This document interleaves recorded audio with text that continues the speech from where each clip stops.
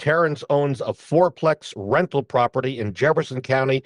He writes in this email that he is wondering, can he trespass on the renter's apartments if he believes they are defacing the apartments? He does not remember what the rental agreement states, so he's kind of blank on that. And he wants to maybe find a copy of it, but he can't. So he is wondering, is there any way as a rental manager or owner, can he just go into the apartment? What are your suggestions?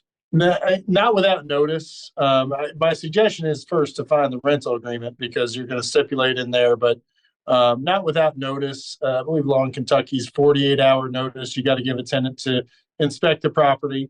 Most of the time it's for simple things like replacing the filter in the HVAC or the furnace. But 48-hour notice, I would post it on the door.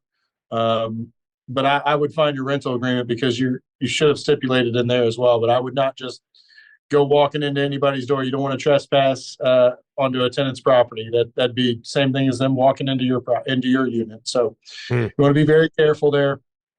But at least a 48-hour notice you're going to want to give the tenant before you go in there. Yeah, would you say most rental agreements do have some sort of clause about 48-hour advance notice? Yes, Yeah. And I believe that's the law in Kentucky, and Landlord Tenant Act applies in Kentucky, which is the 48-hour notice. And Terrence, you need to get a little bit more organized if you're going to have rental properties, because it's to your betterment to do that. All right. A reminder, if you want to see and hear what sellers are saying about us, we're proud of those reviews as well. Go to LouisvilleSellersTalk.com, Louisville Sellers Talk.